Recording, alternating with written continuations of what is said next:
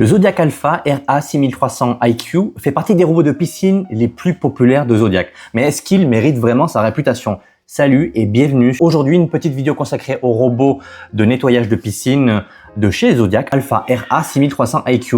Alors grosso modo, c'est une petite review qui va être établie à partir de la fiche produit principale, des différents avis que j'ai pu collecter à gauche et à droite. L'idée c'est de te faire une synthèse. Donc je suis pas ici pour te dire que j'ai testé le robot pour de vrai, c'est pas vrai.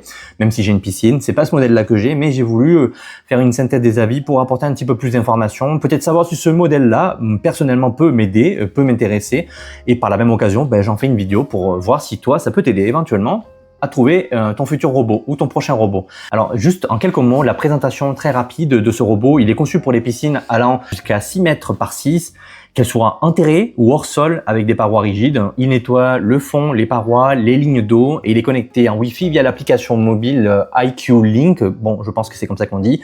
Si tu veux en savoir un petit peu plus sur ce modèle ou trouver des alternatives intéressantes ou similaires, je t'invite à cliquer sur le lien qui se trouve en description. Et dispose d'un câble de 18 mètres avec un système anti-torsion swivel. Voilà. Il a quelques points forts intéressants que je vais développer juste maintenant. Et son premier point fort, c'est le sensor nav system. Concrètement, le robot analyse la forme de ta piscine avant d'optimiser son déplacement plutôt que de nettoyer un peu au pif, au hasard. Et ça, c'est vraiment intéressant parce que je pense que le modèle que j'ai, il date un peu. Il va n'importe où, il est complètement random. Et c'est vrai que c'est appréciable d'avoir un robot qui va cibler déjà la forme de ta piscine, va détecter peut-être où sont les potentielles saletés et aller cibler justement dans un premier temps ce qu'il faut. Le deuxième point intéressant, c'est son aspiration cyclonique brevetée. Bon, je précise, c'est breveté, mais apparemment ça a l'air d'être assez intéressant, c'est puissant. Elle est conçue pour maintenir une puissance d'aspiration constante de manière générale, même lorsque le filtre commence à se remplir. Parce que du coup, ça veut dire qu'il n'y aura pas une perte de puissance ou d'aspiration quand il commencera à atteindre un peu sa limite vraiment du réservoir. Le troisième avantage que j'ai pu trouver et qui se dégage aussi au niveau des avis clients, c'est le dispositif Lift System. Je trouve que c'est vraiment intéressant, c'est vraiment particulièrement efficace et pratique. Lorsque le cycle du robot se termine, il évacue une partie de l'eau avant que tu le sortes du bassin. Résultat, il est beaucoup plus léger à manipuler. T'es pas obligé de te casser le dos pour aller le chercher. C'est que le moteur continue quelques secondes à fonctionner lorsqu'il arrive à une surface afin de vider une partie de l'eau. Alors, utilisation au quotidien, ce qu'en disent les avis clients d'une certaine façon, que ce soit sur Amazon, que ce soit sur les avis, sur le site officiel, etc., c'est que le robot est facile à utiliser. Ça, personnellement, c'est un bon point fort parce que des fois, franchement, celui que j'ai, par exemple, je sais plus la référence que c'est, il a tellement de boutons, tellement de fonctionnalités que bon, tu utilises même pas la moitié et souvent avec le Bluetooth, ça c'est complètement éclaté.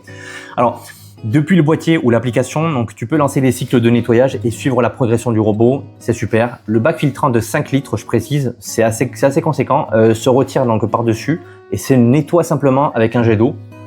Le voyant lumineux indique également lorsque le filtre est plein. Bon, ça c'est commun, j'ai envie de te dire, le mien il fait la même chose aussi, mais c'est intéressant de le souligner. Et le petit conseil d'entretien qui est rarement mentionné, entre deux avis et voire même entre quelques lignes, ça c'est vraiment les personnes qui poussent un petit peu, qui vraiment veulent apporter un petit peu plus de valeur dans leurs commentaires.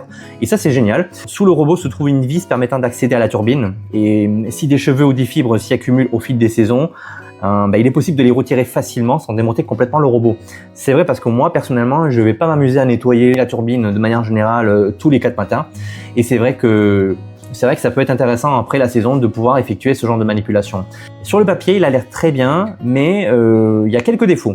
Alors, globalement, très bien noté par ses utilisateurs, les avis mettent régulièrement en avant le fait qu'il ait une aspiration efficace, que le robot soit robuste et que le nettoyage soit rapide. C'est ce qu'on apprécie pour gagner du temps. Par contre, quelques utilisateurs soulignent certains points à connaître. Donc, le premier concerne les piscines équipées d'un escalier ou d'une plage immergée. C'est le cas pour moi. Moi, j'ai pas d'escalier, mais j'ai une plage immergée. Le robot peut parfois rester bloqué dans certains angles.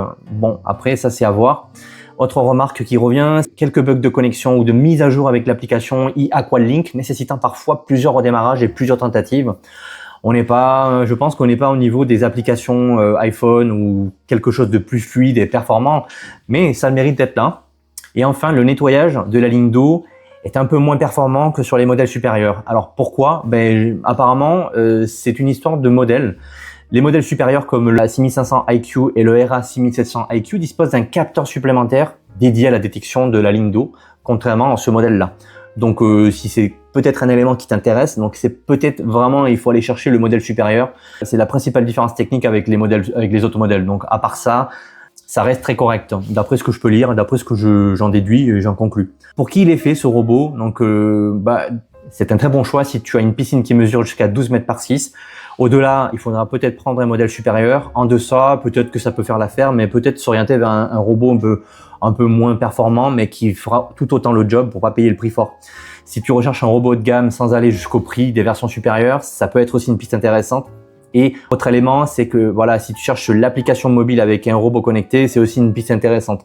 En revanche, si la priorité pour toi, c'est d'avoir un nettoyage beaucoup plus précis de la ligne d'eau par exemple, ou d'avoir des fonctions plus avancées, c'est peut-être intéressant de regarder peut-être du côté du modèle supérieur, c'est-à-dire le RA6500 IQ. Donc au final, Zodiac Alpha RA6300 IQ, décidément je m'y fais pas. On prend l'essentiel des technologies de la gamme Alpha IQ, c'est-à-dire navigation intelligente, aspiration cyclonique, lift system, Wi-Fi et filtre grande capacité.